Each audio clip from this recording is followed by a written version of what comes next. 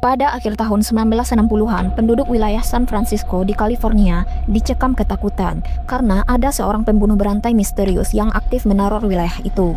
Pembunuh berantai ini dikenal dengan nama Zodiac Killer, yang mana kasusnya belum terpecahkan hingga saat ini dan dianggap sebagai kasus pembunuhan yang belum terpecahkan paling terkenal dalam sejarah Amerika Serikat. Namun, belum lama ini, seorang TikToker dari California bernama Jay Foy tidak hanya mengklaim telah mengidentifikasi siapa orang di balik Zodiac Killer, tetapi juga mengklaim bahwa dia adalah cucu dari pembunuh berantai itu.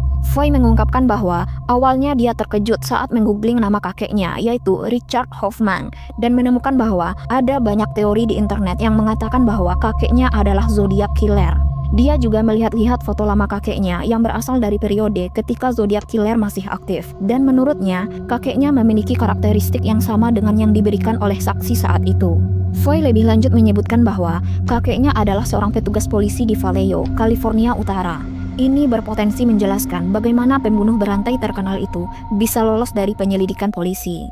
Zodiac Killer secara resmi dikaitkan dengan 5 pembunuhan, tetapi dia mengklaim dalam surat yang dikirim ke polisi bahwa dia telah membunuh 37 orang. 2 dari korban yang terkonfirmasi, Michael Renaud Maggio dan Darlene Elizabeth Ferrin, sedang berkendara di sekitar Vallejo suatu malam ketika mereka diikuti oleh sebuah mobil yang mirip dengan kendaraan polisi. Ini terjadi pada malam ketika Richard Hoffman sedang bertugas mengendarai mobil polisi dan mengenakan pakaian kasual. Setelah dikejar, mereka parkir di tempat parkir Blue Rock Springs dan mobil si pembunuh berhenti tepat di samping mereka.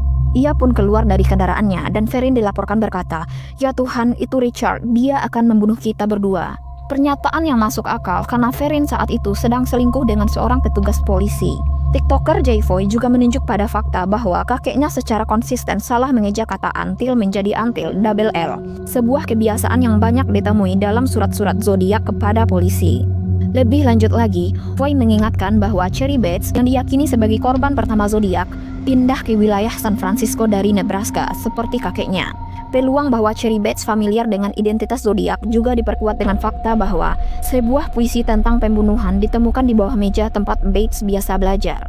Analisis forensik menunjukkan bahwa puisi itu karena gaya pengejaannya dipastikan ditulis oleh Zodiac Killer. Dan untuk semakin memperkuat teori ini, inisial yang tertera di samping puisi itu adalah RH, yang mana merupakan inisial kakeknya. Bukti-bukti ini adalah salah satu alasan kuat yang mendasari klaim Jay Foy. Kalau benar, ini akan menjadi contoh terbesar bagaimana media sosial membantu memecahkan kasus kriminal. Karena ini bukan kasus biasa, tetapi kasus pembunuh berantai yang legendaris yang telah membingungkan kepolisian selama lebih dari 60 tahun lamanya.